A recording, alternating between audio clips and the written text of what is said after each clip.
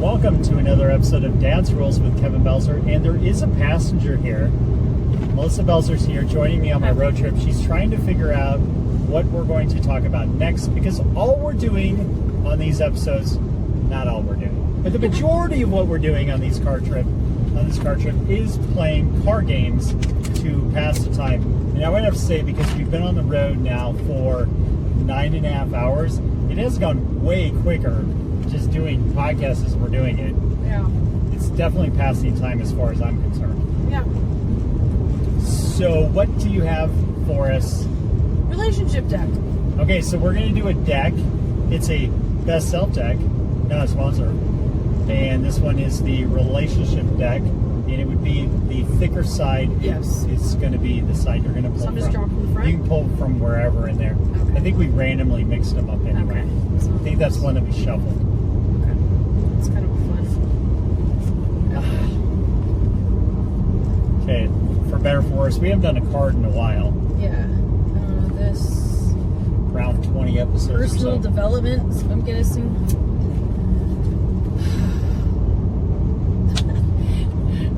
How should we use 3 wishes from a genie? We already had that question in a thing. Well, no. That one was silly. Wishes. All right. This is going to be normal. So Okay, if we so- only get 3 total. Yeah, because we're gonna have to decide on 3 wishes. Okay, well, one has to be money. So it's got to be money, no Okay. matter what. Agree. And there's certain things genies can't do according to folklore. They can't do anything involving health Or love. or love. Yes, they can't do either of those things. Yeah. They can give you money. Okay.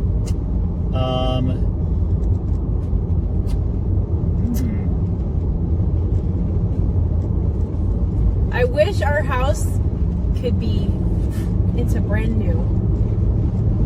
It's a wish. It is a wish, but you'd want to get very specific, because what did we learn years ago from James Harness? You have to be very specific on your Yes, wishes. but like, okay. Okay, so James Harness, back when we played D&D, he had it to where you could roll at the beginning of every day to see if you got to talk to the gods of the dwarves, the elves, all that kind of stuff.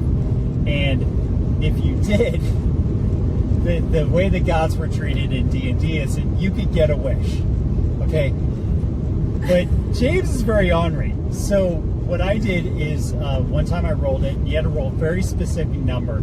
Like, it wasn't like roll, you have a 5% chance, something like that. Nope, it'd be a specific number that he'd picked that you had to roll. And I rolled it one day, and I'd been waiting, and I wished for a yellow towel. Yes, you did. And because what it is that's from Hitchhiker's Guide to the Galaxy, that a yellow towel is the most handy thing you could ever have in the Hitchhiker's Guide to the Galaxy world. This So is the best. I asked for a yellow towel. Seems benign, just like the Stay Puft Marshmallow Yeah, 'cause Man. I'm not going to push my luck. Anything, I'm just going to ask for something very ordinary, Very bland. benign, very safe. So he gives me a towel that would be for a giant. It's like several feet by several feet. It's legit a blanket at that point, but it is a It towel. was a blanket. That was so funny. It was a blanket for a human, but for a giant, it would be For a a towel. giant human. So anyway, you got to be very specific. right. So, I don't know how to be okay, so you specific. want some kind of home thing done. I want all my home as it is, except for everything restored to brand new. With extra stuff in it. I don't know how to Okay. make that wish. Yeah. Make it all brand new. With Okay. new stuff. Gosh, 3 wishes. This That's is, 2 of them. I know, honestly, it's really tough, because That's probably dumb. if you have money, Oh, that's true. Oh, I hadn't thought of that. You're right. 'Cause if I you don't have- need that wish. I know there's a certain dollar amount where you'd be good. That's what can make it very tough, because you can just have the money and be done. Because if you can't affect love, and you can't affect health,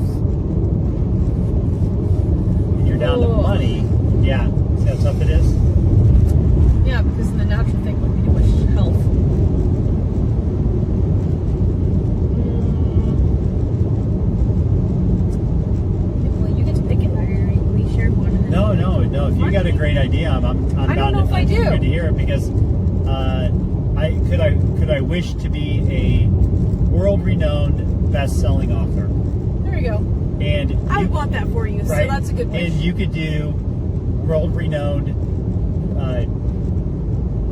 musician that sells out concerts. You know, something along that route. I could. That seems. That would be different. Yeah, that's true. So that would be 3. Okay, that's true. Those are good wishes. Okay, so if we ever meet a genie, All right. Okay. then we're set. This card is yellow. We've got a game plan. If we ever meet a genie, we definitely have a plan of action, a course of action that we will take. Yes. Okay. All right. This is work. Work related.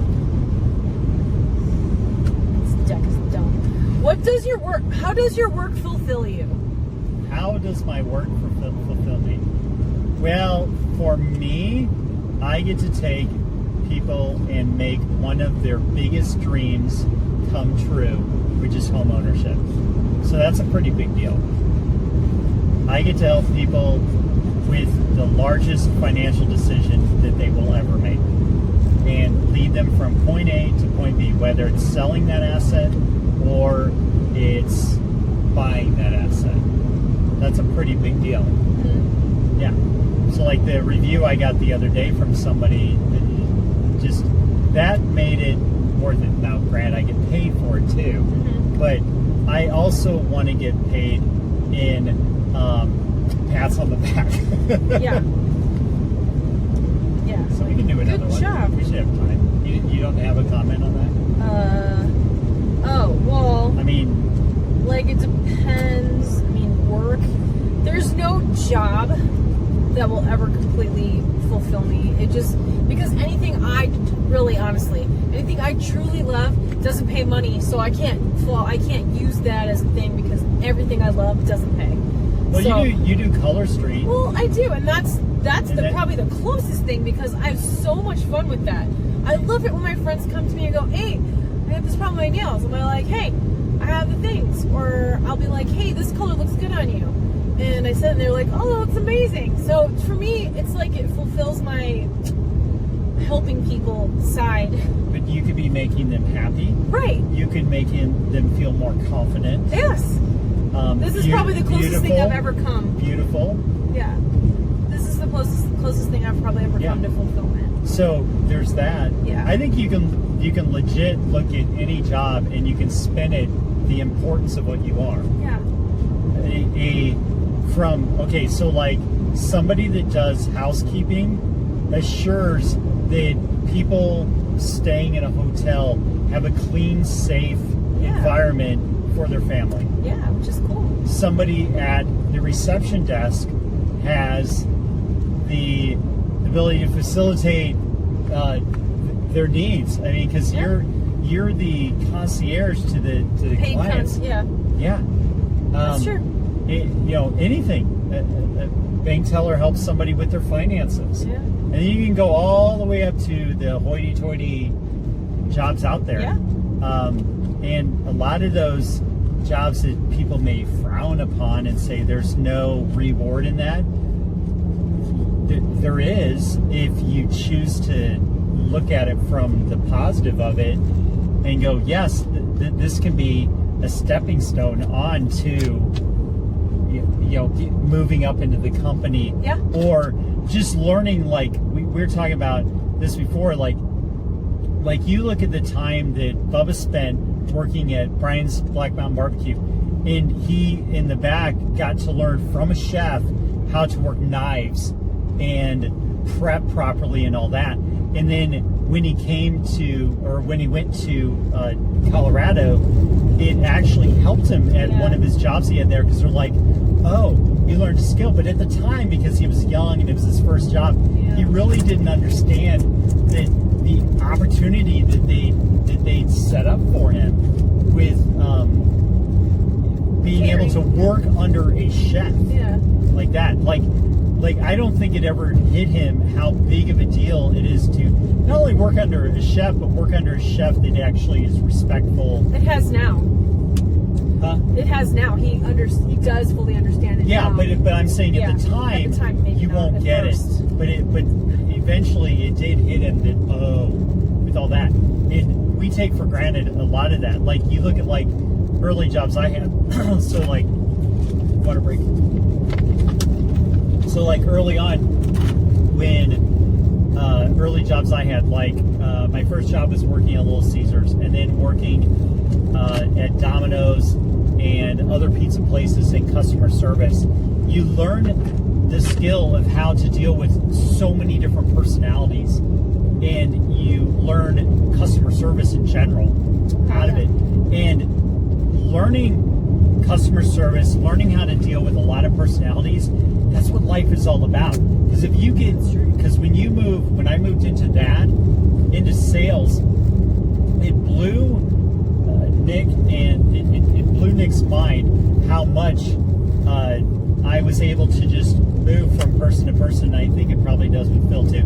Yeah. That I could move from personality type to personality type and relate with different people, because we've also lived a lot of people, so it's another life experience learned out of it. But learning to adapt to all these different personalities, whether you want to look at it from the DISC profile, the different personality traits on there, or look at it from the Enneagram, all the different personality types on there, whichever way you want to view personalities. When you work in a job that people tend to look down on, because they're starter level jobs, which that's what they're supposed to be. No one should look down any job. I never looked down on it. I didn't either. When I was there. I don't know why people do. But you know, some people do. I know. But I look at it and go, man, that person has customer service that they've learned out of it, and whatever job you work in down the line, whether it's hospitality, which is the hotel industry, or the restaurant industry, you can make decent livings at both of them, and you can advance in careers if you have customer service ability that you learned along the way. Yeah. And you take each different personality type that you've dealt with and learn from it. Yeah. And Great. breathe. Yeah. So we won't do another card then, or? No, I guess not, because I got pretty passionate about that one. It's fine.